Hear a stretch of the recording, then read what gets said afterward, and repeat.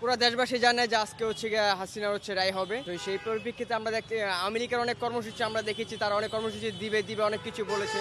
তাদের পেজ থেকে আমরা জানতে পারি যে আওয়ামী লীগ সুপ্রিম কোর্টের স্থান হচ্ছে তারা বিশৃঙ্খলা করবে। তো এই পরিস্থিতি দেখে আমাদের আইন শৃঙ্খলা বাহিনীর উপস্থিতি এবং পরিস্থিতি দেখে মনে হচ্ছে যে আওয়ামী লীগ হচ্ছে যা হচ্ছে গ্রুপে বলাতে অন্তর্ভুক্ত থাকবে। তারা হচ্ছে রাজপথে কখন আর সে আগের মতো মানে জুলাই গণঅভ্যুত্থান বা 5 আগস্টের আগের মতো কর্মসূচি দেওয়ার অবস্থানে তারা যেতে পারবেও না। আমার মনে হয় না যে আজ থেকে 20 বছর পরবর্তী সময় তারা সেই অবস্থান আবার ফিরিয়ে আনতে পারবে। এত প্রমাণ থাকার পরও যে এত ভিডিও ফুটেজ এত কিছু থাকার পরও যে মানে এতদিন পর বিচার হচ্ছে, সেই বিষয়টা নিয়ে আসলে আমরা খুবই হতাগ্রস্ত ছিলাম। আমরা ভেবেছিলাম যে এটার বিচার আদৌ হয় কিনা, তাও আমরা নিশ্চয়তা ছিলাম না। তো আজকে এটা বিচার নিয়ে যত আজকে এখানে রায় হবে, সেই ক্ষেত্রে আমাদের খুবই ভালো লাগতেছে যে যাক আমরা হচ্ছে বিচারটা পাচ্ছি। তো দেখেন এখানে অনেক প্রমাণ আছে যে আপনি যদি চলে যান 2008 সালের ঘটনা, যে আপনার হচ্ছে বিডিআর হত্যাকাণ্ডের প্রায় 57 জন সেনা দেশপ্রেমিক সেনা হত্যা। আপনি যদি চলে যান যে 2013 সালে শাপলা চত্বরে প্রায় হাজার হাজার আলেম উলামা ভাইদেরকে কিভাবে গণহত্যা চালিয়েছে ফ্যাসিস্ট হাসিনা। আপনি যদি চলে যান যে 2024 জুলাই আগস্টের, সেখানে প্রায় 1700 আমাদের 1700 ভাই বোনদেরকে তারা হচ্ছে গণহত্যা চালিয়েছে, গুলি করে শহীদ করেছে। আমাদের প্রায় 19,000 ভাই বোনদেরকে হচ্ছে মানে